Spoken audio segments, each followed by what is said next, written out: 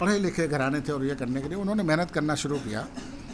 Reservation भी आ गया था बहुत सारी चीज़ों करने के लिए कि ये जो सेंट्रल गवर्नमेंट की सर्विसेज हैं उनको कैसे हासिल किया जाए। बिहार के लोग ख़ास तौर से वहाँ पे जो अपर क्लास के और दूसरे लोग भी थे, उन्होंने मेहनत करके सिविल सर्विसेज के एग्ज़ाम में इधर उधर करके बिहार का सिस्टम भी सबसे ज़्यादा ख़राब हुआ।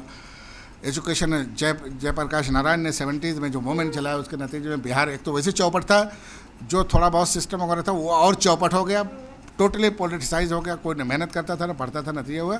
लेकिन जो लोग ये सोचते थे कि यार इससे ये होगा, उन्होंने अपनी जायदादें बेच दी, घर बेच दिए, अलीगढ़ दिल्ली इधर उधर आके पूरे भर गए। ऐसा लगता है बिहार में कोई अदारा वगैरह है ही नहीं, सब और आके यहाँ पढ़ना शुरू किया, जिसके नतीजे में वो कि आगे भी निकल गए। उनको एक मेहनत ये थी कि अगर कागज़ का एक टुकड़ा जिसे सर्टिफिकेट कहते हैं वो अगर मुझे नहीं मिला तो देन आई एम लास्ट, कुछ नहीं मिलने वाला। घर हम किश्ती जला के आ चुके हैं, जो थोड़ी बहुत खेती थी, घर था, छोटा मोटा दुकान और बिजनेस था, वो सब ख़त्म हो गया। अगर नौकरी नहीं मिली then what, no other option except begging on the street. कोई हल नहीं है सिवाय इसके सड़क पे भीख मांगने के, और भीख मांग के ज़िंदगी नहीं गुजारी जाती। आप समझ रहे हैं ना। तो उसने एक कागज़ के एक टुकड़े के नीचे से सर्टिफिकेट कहते हैं, बीए की या एमए की, इंजीनियरिंग की, मेडिकल की, करके उसको मैंने था जी जान उसने लगा दिया, और जिसका नतीजा हुआ कि वो आगे निकल गया। अब वो जो है स्टेट वाले जो है, गुजरात में जो मूवमेंट चला कि हमारे लोग IAS अफसर नहीं हैं। कभी हम लोग, तुम लोग पैदा भी नहीं हुआ कि मिलिटेंसी थी पंजाब में, तो उसका लोग मजाक उड़ाते थे कि भाई खालिस्तानियों की क्या डिमांड है। वो कह रहे हमारे पास वो नहीं है, सी पोर्ट नहीं है। सी पोर्ट का मतलब समझे, वो बंदरगाह जो होती है जहाँ बहरी जहाज़ आके रुकते हैं। तो लोग हंसने लगे कि भाई बंदरगाह तो वहाँ होगी जहाँ समंदर रहेगा, तो पंजाब में समंदर नहीं है तो बंदरगाह कहाँ से आएगी। तो वो उनको एक शिकायत थी कि महाराष्ट्र में, गुजरात वालों के पास, जिनके पास समंदर है, भाई समंदर साहिल समंदर है तो वहाँ बंदरगाह हैं, लेकिन पंजाब में बंदरगाह नहीं है। अब हो सकता है ये लतीफ़ा रहा हो मजाक उड़ा करने के लिए, लेकिन ये है कि ये चीज़ें थी। तो ये जितनी स्टेट्स हैं ये सब जो है IAS के एग्ज़ाम में जो है, कॉम्पिटिटिव एग्जामिनेशन है, मेडिकल एजुकेशन है, दूसरी चीज़ों में पीछे रह गए। इस वजह से कि जो हमारे पास हायर एजुकेशन है, जो नेहरू पॉलिसी बनाई थी, वो इतने ज़्यादा स्टेट्स थे कि बड़ा मुश्किल था। मेडिकल एजुकेशन के लिए या तो वो ये करते कि पूरे मेडिकल एजुकेशन जो ट्रांसलेट की जाती, पूरा मवाद जो है, पूरा इंजीनियरिंग का मवाद जो ट्रांसलेट किया जाता मुख्तलिफ़ ज़बानों में, 20-22 ज़बानें जो शेड्यूल ज़बान है उनमें ट्रांसलेट किया जाता, तब वो जो है पढ़ सकते थे। लेकिन अंग्रेज़ी की तालीम जो मेडिकल की, इंजीनियरिंग की, बाद में सॉफ्टवेयर इंजीनियरिंग की, सारी एजुकेशन जो है हमारे यहाँ अंग्रेज़ी में दी गई, जिसका नतीजा ये है कि जो अंग्रेज़ी पढ़ रहा था वो तो आगे निकल गया। जैसे हैदराबाद, बंगलौर, यहाँ पे इंग्लिश एजुकेशन की बड़ी स्ट्रॉन्ग ट्रेडिशन थी। चुनाचे जब सॉफ्टवेयर इंजीनियरिंग आई, मेडिकल वगैरह में भी पहले से आगे थे एजुकेशन में, मेडिकल कॉलेज दूसरी जगहों पे भी खड़े हो गए थे, तो उन लोगों ने उसका ज़्यादा फ़ायदा उठाया जिन्होंने अंग्रेज़ी की तालीम हासिल की और मेहनत की। हिंदी बैकग्राउंड से भी आकर अगर उसने मेहनत किया वो भी जो निकल गया ये करने के लिए, लेकिन उसको डबल मेहनत करनी पड़ी। तो इन सब चीज़ों के नतीजे में ये हुआ कि अनइवन डेवलपमेंट हुआ। कुछ लोग आगे निकल गए, कुछ लोग पीछे रह गए। अब उसमें फिर ये होता है कि जो लीडर्स जो होते हैं, जैसे राइबल राउजर्स जिसे कहते हैं, बेमकसद जो है गैर ज़रूरी बातों का हवा देना और लोगों को जज्बात भड़काना और फिर जज्बात के शोलों से खेलना, वहाँ अपनी रोटी सेकना, ये वाला जो माहौल पैदा हुआ, उसके नतीजे में पूरे मुल्क में जो आप देख ही रहे हैं। अब एक ग्रुप है जिसने जो है नेहरू और नेहरूवियन सेकुलरिज्म को लड़ने के लिए जो है, उससे पहले से जो RSS वाला ग्रुप था, जब उसने ये देखा कि दे can not capture the mind of upwardly mobile people, जो लोग आगे की तरफ बढ़ रहे हैं, ऊंचाइयों की तरफ जा रहे हैं, उनके दिमाग को कैप्चर करने के लिए उसके पास दलील नहीं थी। अब वो रामायण महाभारत और न जाने कौन प्राचीन भारत बनाना चाहता था, they can not sell it to the people, लोगों को बेच नहीं सके अपना ये आइडिया और एजेंडा, जिसके नतीजे में ये हुआ कि वो हो गए थे। फिर उन्होंने क्या किया कि वही जज्बात से खेलना शुरू किया। ये जो है मुसलमानों ने मंदिर तोड़ के जो मस्जिद बनाई थी, अरे भाई अगर 500 साल पहले ये हो भी गया था तो you are in the 21st century, अभी भी उसी में रहोगे। अगर मुसलमान ने तोड़ा था तो अब हिंदू तोड़ेंगे, तो फिर तोड़ लो। आदमी को वही मिलता है जिसकी वो कोशिश करता है। या तो मंदिर तोड़ के, मस्जिद तोड़ कर मंदिर बना लो, या मेडिकल एजुकेशन ले लो। वो नहीं हो सकता ना, IAS अफसर नहीं हो सकते भाई। जाओ बाबरी मस्जिद तोड़ोगे तो उससे उसकी बुनियाद पर तुम्हें IAS अफसर तो नहीं हो जाओगे ना, इसलिए तो पढ़ना पड़ेगा। डॉक्टर नहीं हो सकते ना, उसके लिए पढ़ना पड़ेगा ना। और ये पढ़ना कोई आसान काम नहीं है। आप पढ़ते हैं ना, एक हल जोतने वाला गारमेंट सोचा कि यार ये बड़ी अच्छी किताब लेकर पढ़ लेते हैं, फौड़ नहीं चलाना पड़ता, मेरा काम तो बड़ी मेहनत का है, लेकिन ये पढ़ने वालों का काम बड़ा आसान है। क्या वाकई इतना ही आसान है? जो आप पढ़ते हैं जानते हैं कि ये भी इंतहा गालिबन उससे ज़्यादा मुश्किल काम है। आप समझ रहे हैं, मैंने बड़े आम जबान में बातें कर रहा हूँ तो ये करने की, ये इस मुल्क के पूरे हालात से बड़े वो है, बड़े गहरा इसका रब्त है।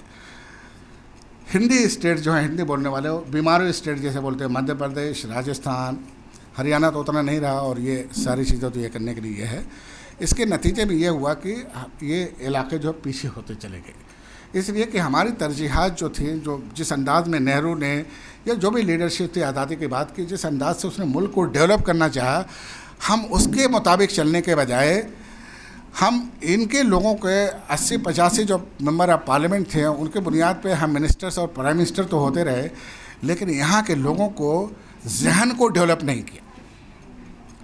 और जो अपोजिशन था उसने भी जो है वही काम किया कि उसने जब देखा कि हम इनका मुकाबला नहीं, इनका कैरिज्मा बहुत बड़ा है, तो फिर उसने भी जो है नॉन इश्यूज़ को इश्यूज़ बनाए, जिसके नतीजे में हम सब जो है बैकवर्ड होते चले गए। एक यहाँ पे मुसलमानों की जो है सिचुएशन तो थोड़ा सा रख रहे कि मुसलमान कहाँ गए, क्या बात है बताइए आप? कहीं जाना है आप लोग? इतना इंटरेस्टिंग लेक्चर हो रहा है, आप यार बस एक 5 मिनट और मैं थोड़ा सा मुसलमानों के हालात के बारे में बता दूं।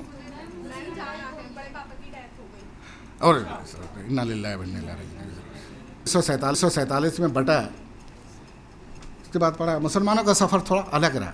एक तो ये रहा कि मैंने मुल्क का सफ़र बता दिया कि कुछ लोग सूबाई उस पर ज़बान की बुनियाद पर चले, सिर्फ उसमें वही लोग तरक्की, मतलब उन लोगों को तो मिल गए कि जो उसी सूबे के थे, छोटे मोटे जो उस सूबे की जॉब्स थी वो मिल गई। लेकिन जब मेडिकल एजुकेशन और इंजीनियरिंग और उसके बात आई तो उसमें सिर्फ वही आगे बढ़ पाए जो अंग्रेज़ी जानते थे। आज भी कहीं इंजीनियरिंग की एजुकेशन हिंदी में नहीं दी जा रही है, मराठी में नहीं दी जा रही है, तेलुगु और तमिल में नहीं दी जा रही है, मलयालम में नहीं दी जा रही है, वो इंग्लिश में दे रहे हैं, केरला में भी। तो नतीजा यही है कि जिसको अंग्रेज़ी आती है वही जो है ये इस तरह की हाईली पेड जॉब उसको मिल रही। IAS के एग्ज़ामिनेशन में हमने अलाउ तो कर दिया, लेकिन जो लिटरेचर है जो IAS की तैयारी के लिए वो तो ज़्यादातर जो हिंदी में तो आ गया है, हिंदी में तो आ गया, लेकिन ये है कि और ज़बानों में नहीं आ पाए, वो आज भी अंग्रेज़ी में है। सोचिए इंग्लिश स्पीकिंग जो है लोग ही जो है अभी भी जो IAS की जो सर्विसेज हैं, हायर सर्विसेज, उनको डोमिनेट कर रहे हैं, समझ रहे। एक तो ये चीज़ है, लेकिन मुसलमानों के साथ एक और अजीबोगरीब मामला हुआ। ये जो मुल्क की तकसीम हुई है, 3-7 जो है बड़े डेंजरस हुए हैं हमारी तारीख़ में। कौन कौन से हैं, कुछ आइडिया है? एक तो 1757 जब सिराजुद्दौला को शिकस्त हुई, जिसके नतीजे में बरतानिया के कदम जो है बहुत ही गहराई से जो है हिंदुस्तान में जमना शुरू हो गए। दूसरा जो है 1857 जब एक जो सिख मैन जो है, जो सिख मुग़ल एम्पायर थी वो ख़त्म हो गई।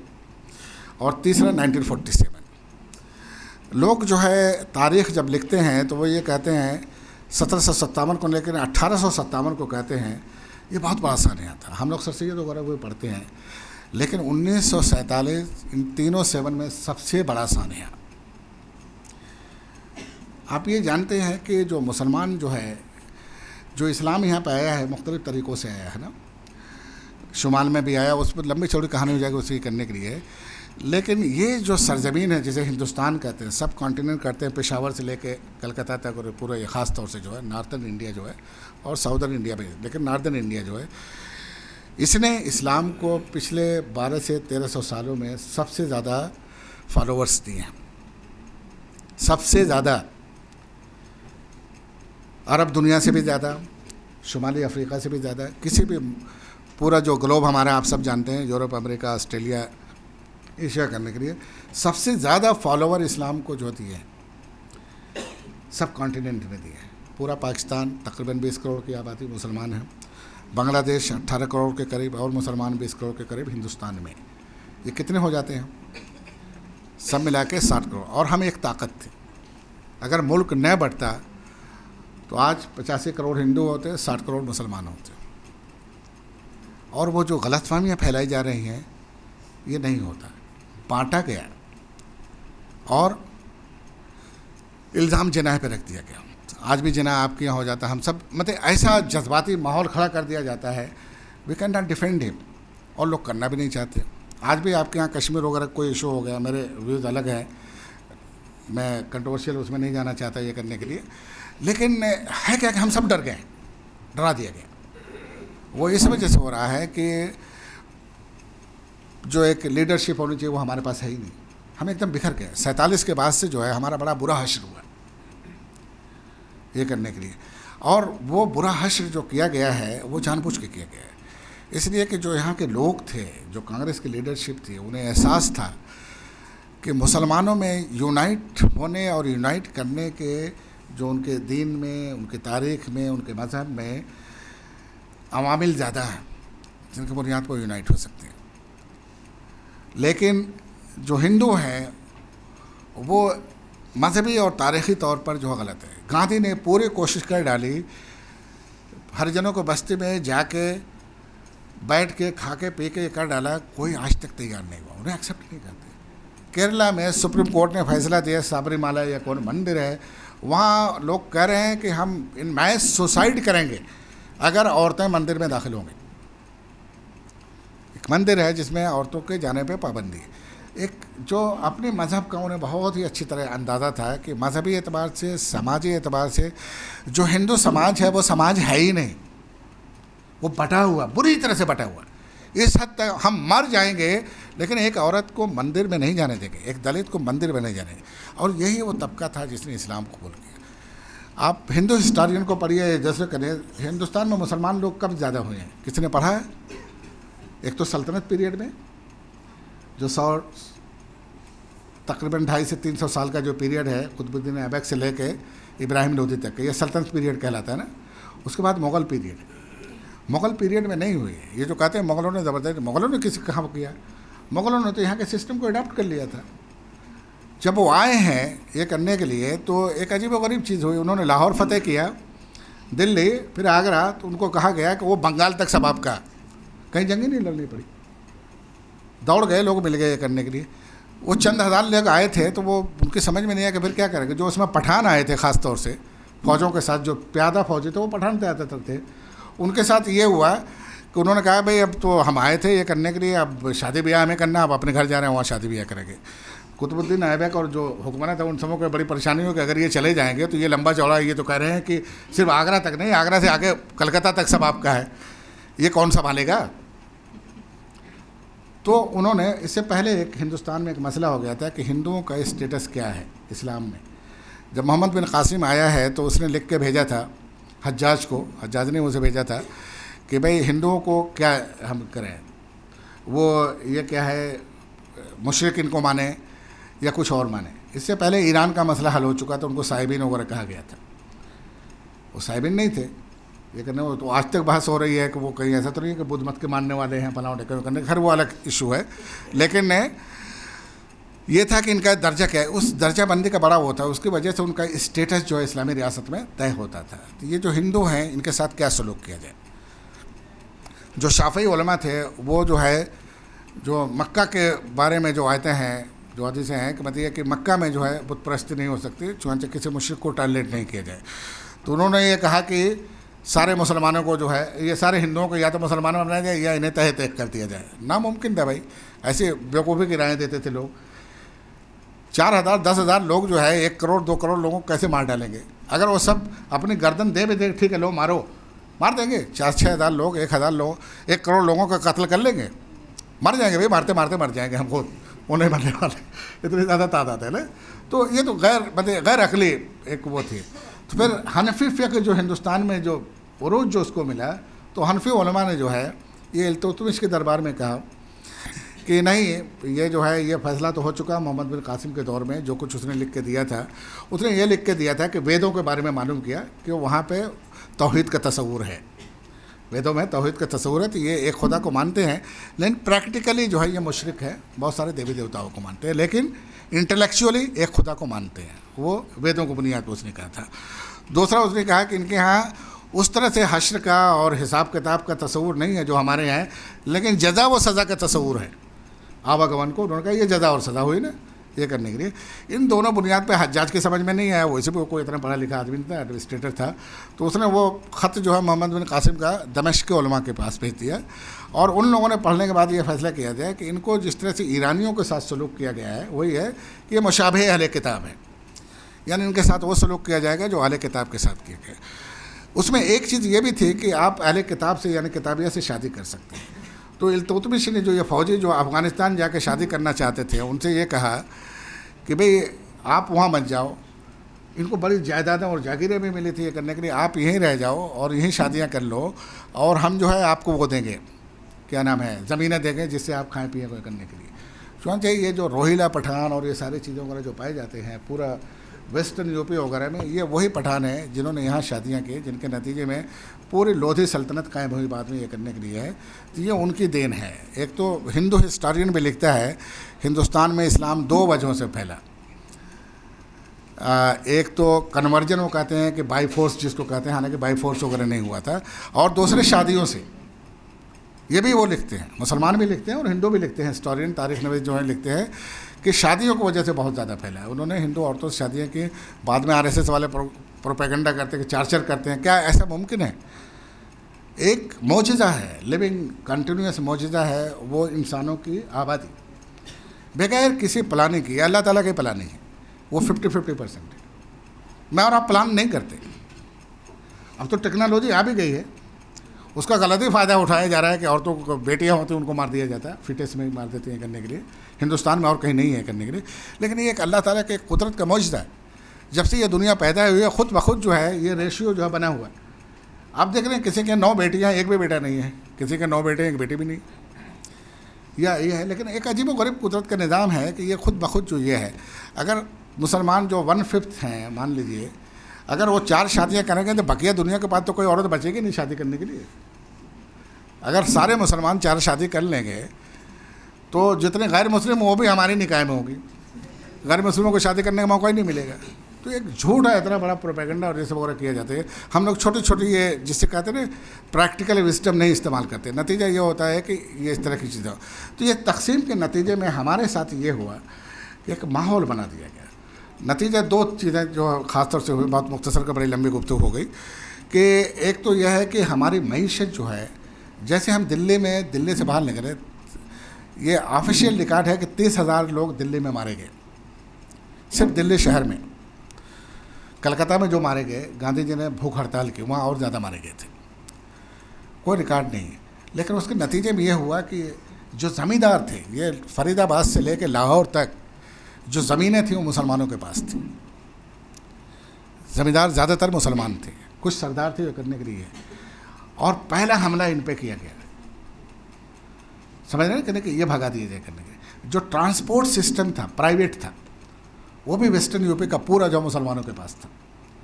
जो भी थोड़ी बहुत इकनॉमी जो यहाँ डेवलप की थी उसमें मुसलमानों का मेजर शेयर था। तो ये हुआ कि आज़ाद होने के बाद भी जो है गालिबन जो है मुसलमान जो है यहाँ की पॉलिटिक्स, जिसके पास पैसा होता वही तो डोमिनेट करता भाई पॉलिटिक्स। जनाह की पॉलिटिक्स बहुत ज़्यादा कामयाब नहीं थी। जब यूपी के ज़मींदारों ने जनाह का साथ दिया है तो पंजाब के ज़मींदार भी साथ आए और तब जनाह की पॉलिटिक्स कामयाब हुई, वरना उससे पहले नहीं कामयाब थी उतनी, समझ रहे करने के लिए। तो ये मुसलमानों को जो मईशत की बुनियाद थी वो तोड़ दी गई। जो थोड़ा बहुत एक मिडिल क्लास अलीगढ़ के नतीजे में, एक यूनिवर्सिटी बनने के नतीजे में पैदा हुआ था, वो भी ख़त्म हो गया। जो लोग यहाँ रह गए, यहाँ से भागे। हम लोग जब आए थे तो उस वक्त टीचर थे, वो बताते थे कि फलां टीचर इसलिए चले गए, उनको डर था कि हमारा तो अलीगढ़ में हुआ नहीं, हम तो बदायूं के किसी कॉलेज में फलां ढेका है, वो हिंदू मैनेजमेंट है, and I will not get promotion, so what to do. Majnun Gorakhpuri का नाम सुना होगा, बड़े अदीब थे, वो इसलिए चले गए गोरखपुर यूनिवर्सिटी छोड़ के कि वो तो लेक्चरर ही मर जाएंगे, प्रोफेसर कभी नहीं हो पाएंगे। सो ही वेंट टू कराची, वहाँ चले गए। खैर वहाँ प्रोफेसर भी सब कुछ ये करने के लिए वो अलग चीज़ है। ये एक माहौल बना हमारे यहाँ, हमारी मईशत तोड़ दी गई, हमारी इज्तिमाइयत तोड़ दी गई, और एक ऐसा माहौल बना दिया गया कि हम ही मुजरिम हो गए। और मौलाना आज़ाद जैसे बहुत ही साहिब बसीरत लोगों से यह गलती हुई कि उन्होंने मुस्लिम पॉलिटिक्स को कहा कि नो मोर मुस्लिम पॉलिटिक्स। ये बहुत ही डेंजरस एक जहन किया गया। हमने पूरे शुमाल में ये कर दिया कि नो मोर मुस्लिम पॉलिटिक्स, जिसका नतीजा हुआ कि आज तक बैकवर्ड है, हमारे पास कोई लीडरशिप नहीं। लेकिन इसके मुकाबले में जब हम वहाँ गए साउथ में जाते हैं तो मुस्लिम पॉलिटिक्स के नतीजे में ये हुआ कि मुसलमान वहाँ भी तबाह किए गए। जो मुसलमान ताजिर थे यहाँ पे, क्या नाम है, साउथ में, केरला में ख़ास तौर से मालाबार का रीजन ये है। जब इब्न बतूता यहाँ से दिल्ली से जाता है, जब उसे चाइना भेजा है तुगलक ने, तो चाइना जाने का एक ही रास्ता था कि समंदर से जाते थे, और वो जाता है वहाँ पे केरला जाता है। और उसने जो अपने सफ़रनामे में लिखा है कि बेइंतहा खुश है कि पूरी तिजारत पे और पूरी समाजी ज़िंदगी पे मुसलमानों का कब्ज़ा है, अगरचे वो तादाद में बहुत कम है। पुर्तगाली आते हैं, पूरी तरह से उनको तबाह करते हैं, ब्रिटिशर्स आकर वो भी करते हैं। 1920-21 में इतना बुरा हाल हो गया था कि आप सोच भी नहीं सकते। जब मुल्क आज़ाद होता है तो वो मजदूर होकर रह गए थे, मजदूरी करते थे खेतों पे। लेकिन 1964 में मल्लापुरम को उन्होंने डिस्ट्रिक्ट बनाया। नंबूदरी पद जो है उसने रिजर्वेशन दिया, लेफ्टिस्ट लीडर था और ये करने के लिए। और सबसे पहले जो हुकूमत जो बनी है मुस्लिम लीग की, नंबूदरी पद लेफ्टिस्ट के साथ मिलकर बनी है 1964 के बाद। और आज 2018 में मुसलमान केरला के इस वक्त जो है सबसे ज़्यादा पढ़े लिखे हैं। अब ईसाइयों से भी ज़्यादा उनके यहाँ जो है हाई रेट आ गया। एक ही चीज़ है जिस वजह से भी ये हमें मुताला करना चाहिए कि जो केरला मॉडल जिसे कहते हैं ये कैसे मुमकिन हुआ। और वो एक ही चीज़ है जिससे भी आप वहाँ जाके खुद भी देखें। मैं जाता हूँ, मैं कल परसों फिर जा रहा हूँ केरला में, मेरा बहुत जाना रहता है, लेक्चर देना वहाँ पे। चाहे देवबंदी, बरेलवी, सारे सेक्ट के लोग पाए जाते हैं, लेकिन एक चीज़ उनमें बड़ी कॉमन है। एक तो ज़बान उनकी एक है, दूसरी चीज़ है कि जो समाजी ताल्लुकात हैं उसमें ये जो मसलकी इख्तिलाफात है उसको नहीं आना चाहिए। जैसे पूरा मैंने तकरीबन एक आधा घंटा का लेक्चर आपको ये दिया है कि आपका मसला कुछ भी हो, लेकिन आपके समाजी ताल्लुकात पर उसका असर नहीं होना चाहिए। इसलिए कि जब समाजी ताल्लुक़ पर असर पड़ता है तो आप फिर पीछे जाते हैं। केरला में एग्जैक्टली यही हुआ। वहाँ देवबंदी भी हैं, बरेलवी भी हैं, अहले हदीस भी हैं, जमात इस्लामी के लोग भी हैं, दूसरे लोग भी हैं, सभी लोग हैं। और सभी माशाल्लाह उनके यहाँ एक बड़ा हेल्दी कंपटीशन है। अगर जमात इस्लामी वाले हॉस्पिटल कायम करते हैं, दूसरा सोचता है यार ये समाजी खिदमत तो अच्छी, हमें भी करना चाहिए। मदरसे में उन्होंने कायम किया, नॉर्थ इंडिया से भी लोगों को ले जा रहे हैं, सब कुछ कर रहे हैं। लेकिन ये है, लेकिन समाजी ताल्लुकात को ख़त्म नहीं किया। एक दूसरे से मिलते हैं, एक दूसरे से ताल्लुकात रखते हैं और काम आते हैं। जैसे थंगल जो सैयद हैं, जो बेसिकली मुस्लिम लीग की पॉलिटिक्स को डोमिनेट करते हैं। ये भी आप कुछ कह सकते हैं, दोनों ग्रुप है इसमें। कुछ जैसे कुछ को आप देवबंदी कर सकते हैं, कुछ को भी कर सकते हैं। लेकिन सैयद लोग बड़े होशियार होते हैं, उन्होंने बड़े होशियारी से जो है मुसलमानों को यूनाइट कर रखा। मुस्लिम लीग के डोमिनेशन की वजह से कभी ये नहीं किया कि जो दूसरे ग्रुप हैं उनको अंडरमाइन किया जाए, हर एक के काम आते हैं। जिसका नतीजा ये निकला है कि इस वक्त एजुकेशन में और दूसरी चीज़ों में गल्फ़ के पैसे ने भी बड़ी मदद की, इसमें शक नहीं है, लेकिन हर चीज़ में वो आगे निकले। तो ये हमें मुताला करना चाहिए कि 1964 में जो सफ़र उन्होंने शुरू किया वो 2018 तक आते आते कैसे जो है एक कामयाबी में बदल गया। क्या वो उसे जो है रेप्लिकेट किया जा सकता है, उसे दोहराया जा सकता है मुल्क के दूसरों हिस्सों में? ये एक बहुत बड़ी बात है। आपको जो एक मौका मिला है, जो एक विंडो खुली है आपके लिए, इसका आपको फ़ायदा उठाना चाहिए। एक आखिरी बात कह कि यह है, दुनिया में कोई भी काम जो हो वो बगैर मेहनत के आप कहीं एक्सेल नहीं कर सकते। और अगर आप एक्सेल नहीं करते हैं अपनी फील्ड में, जो भी फील्ड हो, चाहे वो थियोलॉजी ही की हो, अगर आप बहुत ज़्यादा मेहनत नहीं करेंगे तो उस फील्ड में आप आगे नहीं बढ़ सकते। और आगे नहीं बढ़ेंगे तो फिर जाहिर है कि आपकी मईशत भी नहीं बढ़ती, आपका सोशल स्टेटस भी नहीं बढ़ता, कोई चीज़ नहीं बढ़ती। तो असल चीज़ जो होती है वो होती है मेहनत। जो मेहनत करेगा उसे मिलेगा। जो अलाउद्दीन खिलजी का नाम अभी आप लोगों ने सुना होगा, उसके नतीजे में हिंदुओं ने, मैं बहुतों को जानता हूँ दिल्ली में, कि जब वो कंट्रोवर्सी हुई तो सबों ने गूगल सर्च जो है, गूगल बाबा तो आज बहुत बड़े स्कॉलर हो गए हैं, हर एक ने सोच रहे। और जिस किसी ने भी गूगल पे जो आर्टिकल अलाउद्दीन के बारे में लिखा था, बड़ा ज़बरदस्त आर्टिकल है वो। हर कोई पूछ के, मुझसे बहुत सारे लोगों ने पूछा कि ये अलाउद्दीन खिलजी आज क्यों नहीं हमारा वज़ीर आज़म है। अजीब वो गरीब ज़हीन आदमी था, अनपढ़ आदमी, बेइंतहा ज़हीन था। जिस तरह से उसने पॉलिटिक्स की, जिस तरह से उसने मंगोलों से हिंदुस्तान को बचाया, उनको यहाँ से लेकर खदेड़ के ईरान तक पीटा, जिस तरह से उसने यहाँ के एग्रेरियन सिस्टम को वो किया, डायरेक्ट टैक्सेस जो वसूल के, पहली मरतबा उस वक्त सोच रहा था ये करने। जो उमरा थे उसके सिस्टम को उसने ख़त्म कर दिया, स्टैंडिंग आर्मी का कंसेप्ट दिया। वो लोग बताइए कि जो हिंदू पढ़ने वाले थे, उस आर्टिकल को पढ़ने के बाद उंगलियां उन्होंने दबा ली कि भाई इतना बड़ा रूलर जो है ऐसे रहा और उसको एक औरत के पीछे कहा जा रही है।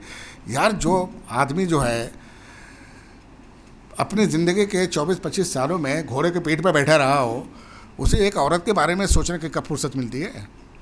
मिलती है। घोड़े के पीठ पर बैठना कोई आसान काम है? यहाँ से लेकर ईरान तक जो है मंगोलों से लड़ना कोई आसान काम है? उसे औरत और शराब की कब सोचती है?